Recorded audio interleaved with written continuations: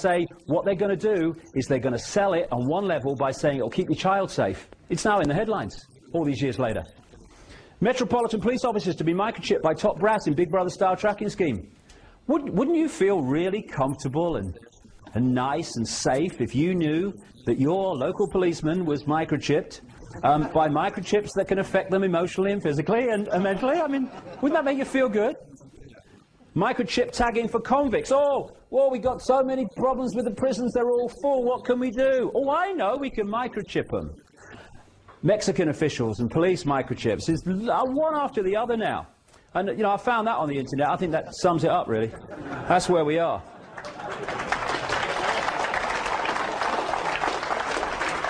Except it's not Bush, it's the shadow people controlling him.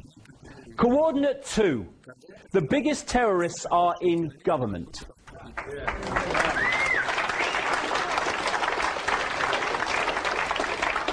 Of whatever persuasion, by the way, I ain't being party political here. Sod the lot of them. I'm very, you know, I believe in equal opportunity and equal rights and stuff. Sod the lot of them equally.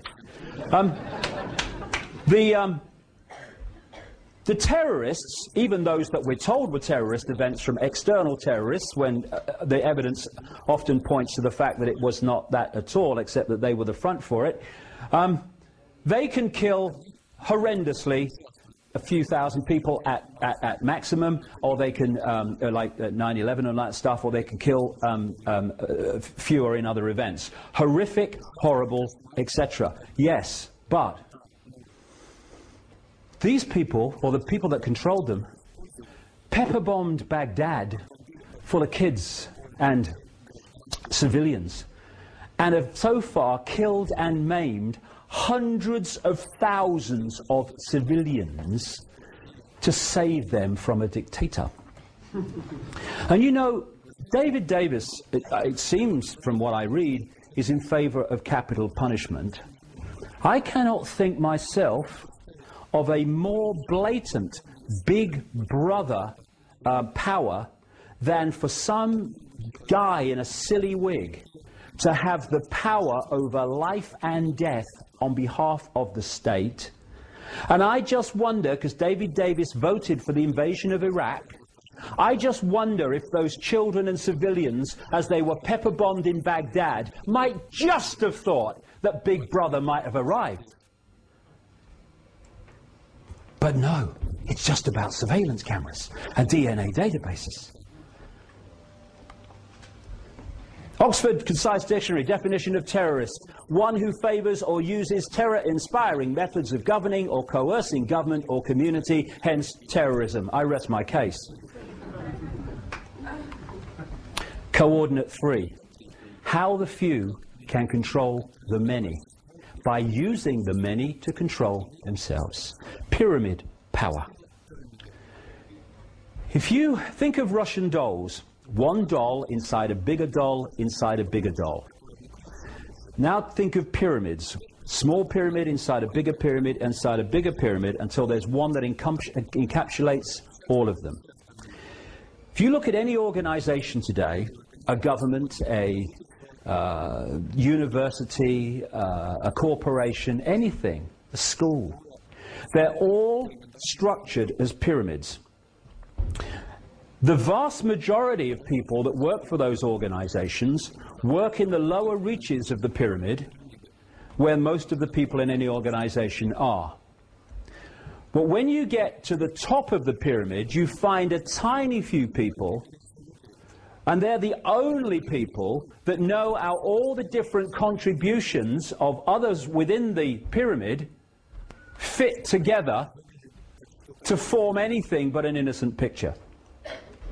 It's called in the CIA and organizations like that compartmentalization. So there's people all over the pyramids in government. People say it's the government. Well, the government's a big thing. No. It's that which controls the government. There's people all over the pyramids who, they're not trying to manipulate anybody. 90-odd% of them.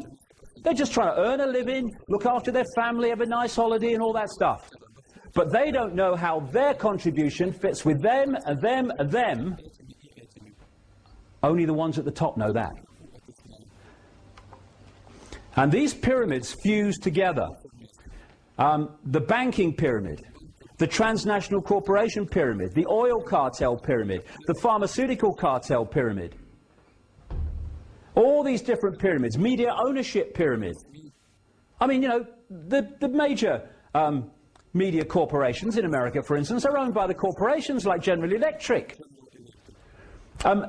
And at the top is a pyramid that encompasses all of them. And at that point are these shadow families, people like the Rothschilds, the Rockefellers, the Habsburgs, and others, who are putting down these apparently, at the level we experience them, totally unconnected areas of our life, the same policies. And what those policies are, in its foundation form anyway, in their foundation form, is centralization of power in every area of our lives. Because the more power is centralized, the more power the few have over the many.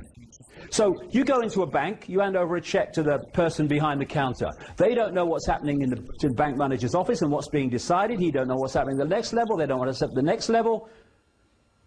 And that's how it's possible for a few to dictate the direction of the world, with the many working every day unknowingly to do it for them. And so, one name that is given to these families is the Illuminati, the illuminated ones. They know more than we do because they keep what they know from us. And behind the corporations, different masks on the same face, is actually a corporation. Different directors, different frontmen, not always, mind, interconnected directorships, but at control in the hands of the few. And it's the same with politics. Presidents, prime ministers, heads of the World Bank, Secretary General of NATO, they are perceived to be in the red bit at the top in terms of their own hierarchy. No, no. They're some way down. I'm probably being optimistic with this. They are there. They're here today, come tomorrow people that I mentioned earlier are there simply to fill the public positions through which those that operate in the shadows above them in the pyramid dictate the policy. And that's why the policy never changes, no matter what government's in power, an incessant centralization. So when I hear people saying, it's Bush, Bush is behind it, stop Bush, please. He's not Big Brother. Bush's big brother. We got nothing to bloody worry about there then. He's a vehicle and there'll be another one along soon. Because this is how it works. Controlling the movie by controlling all sides in the movie through the compartmentalized pyramid system. The secret society system, I could talk about this for ages, but we talk about secret societies that we can access in terms of their existence. The Freemasons, the Knights of Malta, Opus Dei, the Knights Templar, and all these people. And they feed chosen people out of the top of their pyramids into the pyramid where the real action is. And often that pyramid they don't give it a name. I call it the Illuminati, and other people call it the Illuminati, but often they don't give it a name. Why? You try investigating an organization that doesn't have a name. Very difficult. And this is how it works. This is Albert Pike. He was a Freemasonic god in America, and his statue is outside the Washington, D.C. police station to this day. This is what he said in one of his writings. Fictions are necessary to the people, and the truth becomes deadly to those who are not strong enough to contemplate it in all its brilliance. In fact, what can there be in common between the vile multitude and sublime wisdom? The truth must be kept secret, and the masses need a teaching proportioned to their imperfect reason. That's how the network behind the people who appear to be in power see the cattle population, you and me. You can also symbolize this network as a spider's web. You've got the spider at the center, and that's where the agenda is being dictated from. These different strands can symbolize different organizations and secret societies. which answer to the spider. The closer to the spider the organization is, the more secret it is, the more exclusive it is, and in the end, not even in the public knowledge it is. As you come out from the spider, you eventually start to have organizations that directly interact with the public. Organizations that people who follow politics will recognize. And then there's a few just back from there, which are kind of secret, but thanks to researchers, they've been acknowledged to exist, like one called the Bilderberg Group, which I'll get to. Now, within the spider, and we're getting more and more relevant to this election now, this Big Brother by-election. The Round Table was a secret society that was started by a man called Cecil Rhodes, who died in 1902. And this secret society, which has been exposed massively in great detail by one of the people called Carroll Quigley, who was a professor at Georgetown University, actually taught Bill Clinton. And he was connected to this Round Table network and had access to secret papers of that secret society to see what they'd been doing through the 20th century, since they were created. The Round Table then started to create offshoot organizations which it controls.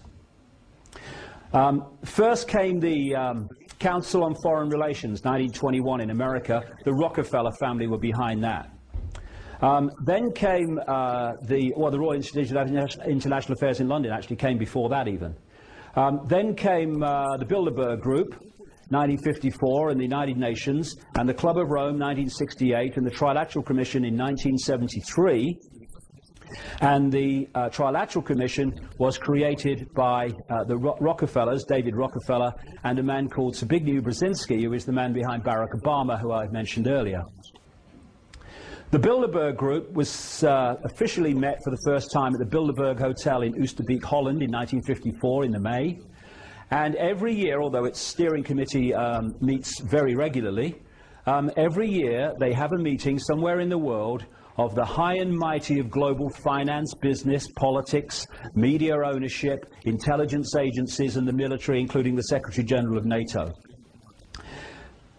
The only place that massive meeting of people in positions of power that dictate the direction of the world will be reported, not what went on there necessarily, just the fact that they're meeting, is on the internet, on sites like mine, Alex Jones, the Ren site and stuff like that, and others, because the mainstream media who attend it, some of their members, never report its existence.